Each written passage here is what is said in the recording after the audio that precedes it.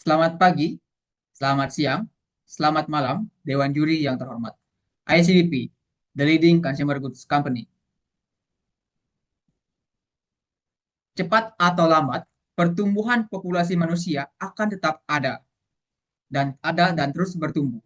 Semakin banyak populasi manusia, maka semakin banyak pula perut yang butuh makanan, termasuk mulai dari makanan pokok, snack, dairy, penyedap makanan, nutrition, special foods, dan minuman.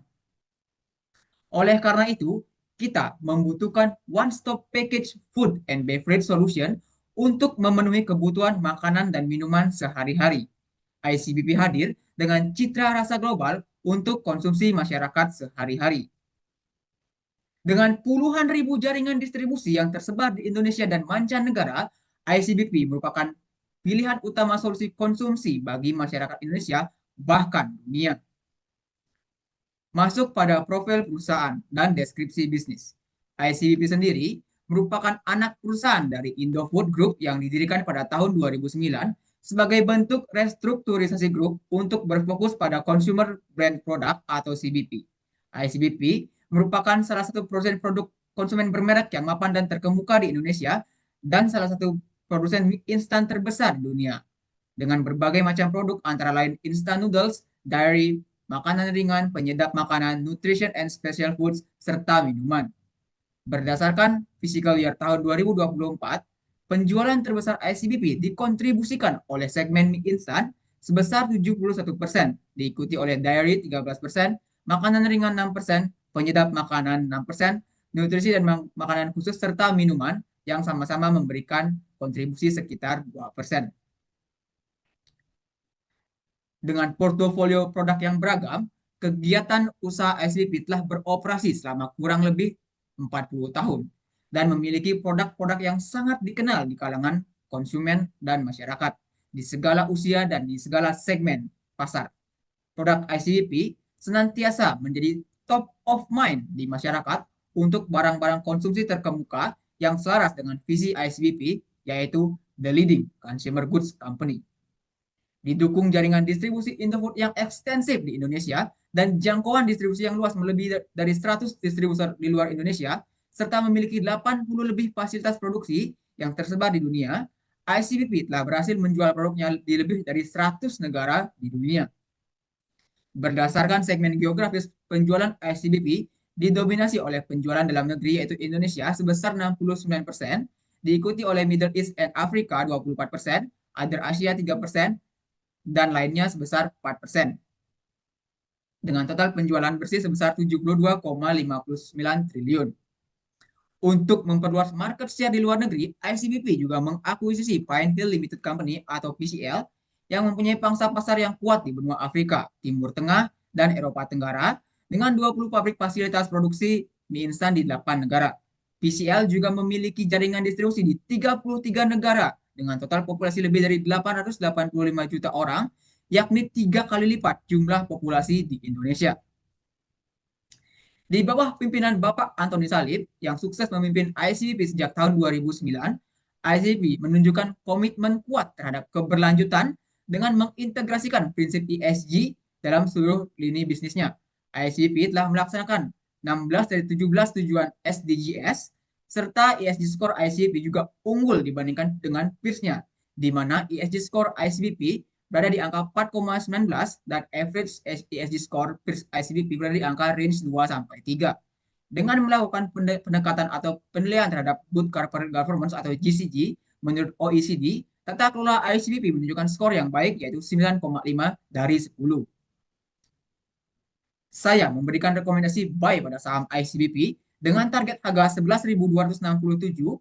Adapun katalis pertama yang mendukung rekomendasi saya adalah ekonomi global tumbuh dan pertumbuhan ekonomi Indonesia yang stabil. Berdasarkan data World Bank dalam Global Economic Prospect 2025, pertumbuhan ekonomi dunia diprediksi akan bertumbuh di angka 2,3% dan meningkat menjadi 2,4% pada 2026. Kemudian, emerging market and developing economics menjadi motor pertumbuhan yang diprediksi akan bertumbuh di angka 3,8% pada tahun 2025.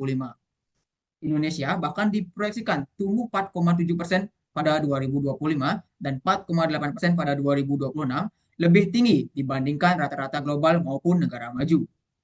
Dari sisi inflasi, tahun 2025 inflasi US relatif stabil di angka 2 sampai 3% dengan posisi terakhir yaitu di angka 2,7% pada Juli 2025 yang telah mendekati target jangka panjang The Fed sebesar kurang lebih 2%.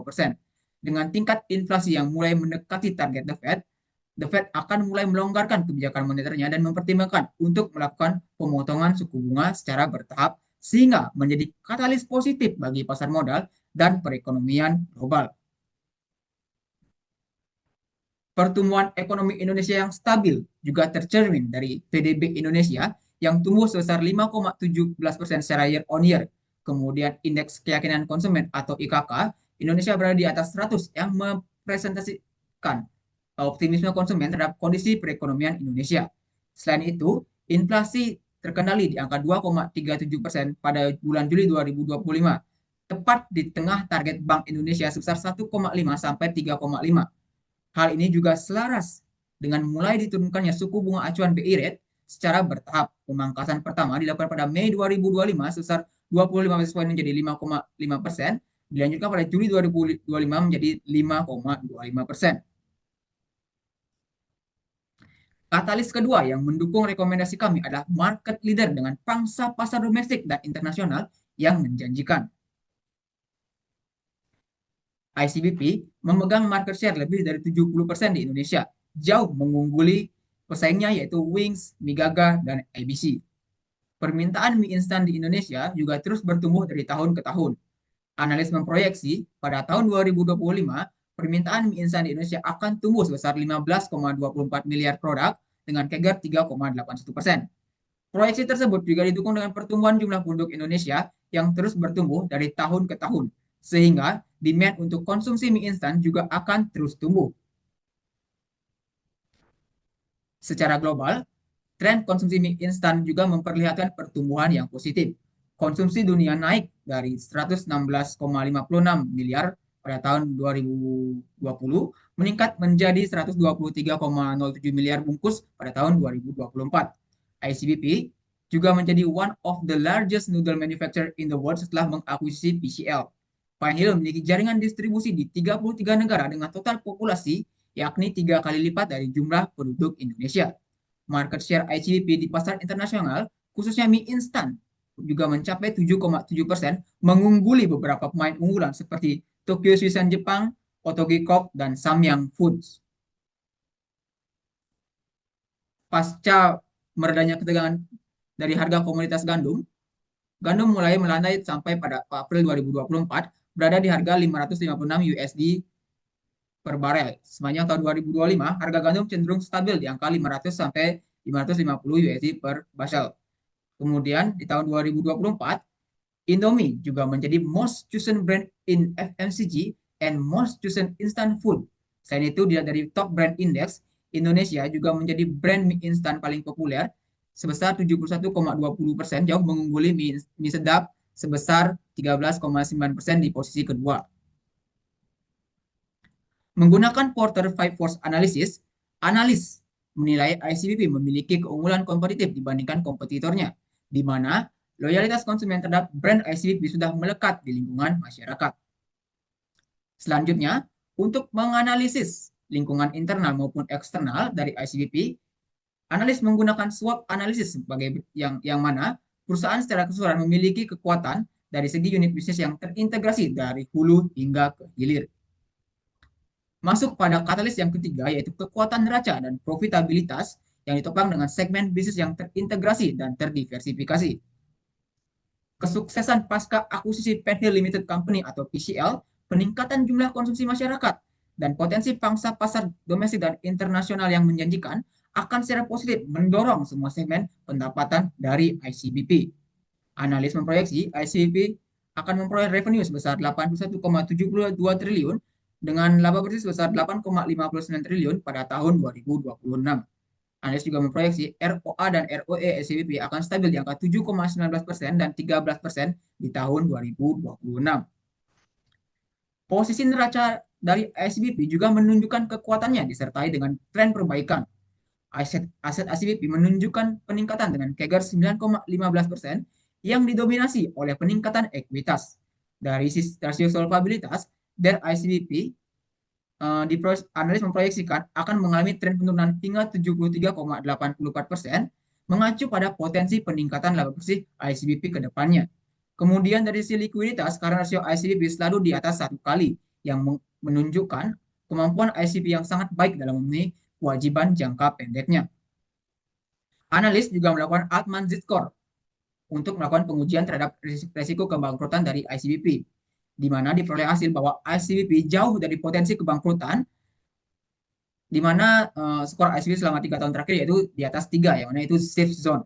Selain itu, arus kas dari aktivitas operasi ICBP selalu positif, yang mengindikasikan lebih banyak uang masuk daripada uang yang keluar dari perseroan. ICBP juga menunjukkan profitabilitas yang lebih tinggi dibandingkan dengan rata-rata industrinya atau peers-nya, yang mencerminkan kemampuan atau keunggulan kompetitif yang kuat dari ICBP. Dengan demikian, analis memberikan rekomendasi buy terhadap saham ICBP dengan target harga 11.267 yang merepresentasikan potensi kenaikan sebesar 16,75%. Dengan melakukan pendekatan dari beberapa metode-metode berikut. Yang pertama, analis menggunakan metode FCFE karena cocok dengan struktur modal perusahaan ICBP yang stabil dalam 4 tahun terakhir. Dalam mendiskonto FCFE, analis menggunakan cost of equity sebesar 8,93% dan terminal growth sebesar 2,84% berdasarkan tingkat pertumbuhan ekonomi, populasi, dan inflasi jangka panjang. Analis juga melakukan pengujian atau sensitivitas dengan menguji 2 variabel kunci, yaitu cost of equity dan terminal growth rate, untuk melihat respon perubahan intrinsic value dari ICBP, di mana didapatkan hasil 68% mendukung rekomendasi dari analis sendiri. Analis juga melakukan bull and bear skenario analisis. Dalam kasus bull analis, didapatkan target price 12.604, di mana revenue meningkat beriringan dengan pemulihan ekonomi. Di sisi lain, kasus bear dari analis mengindikasikan harga 10.479, di mana diasumsikan revenue menurun dibarengi dengan penurunan GDP. Namun pada kasus bear masih menunjukkan potensial upside.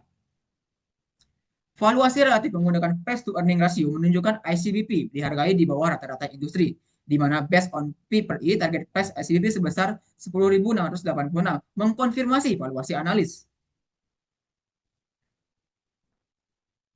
ICBP tetap menghadapi resiko di tengah prospek yang menjanjikan. Analis melihat ICBP memiliki 3 resiko utama yang perlu diwaspadai, yaitu volatilitas harga gandum, fluktuasi nilai tukar, dan gangguan rantai pasok global.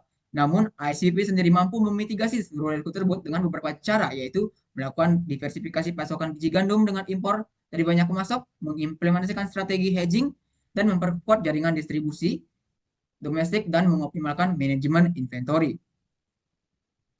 Beralih ke sisi teknikal, ICBP terlihat pada chart time frame daily-nya sudah berhasil bounce back dari area supportnya yang berada di rentang harga 9350 sampai 9450, di mana terlihat juga menggunakan metode MACD. Terlihat di line biru telah memotong sinyal line yang menandakan golden cross pada indikator MACD, yang berarti volume buy ICBP yang semakin meningkat.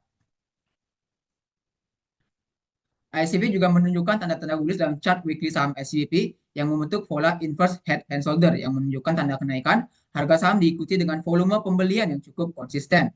Saat ini ICBP sedang berada pada posisi support terkuat pada area dalam pola inverse head and shoulder yang terbentuk dari tahun 2024.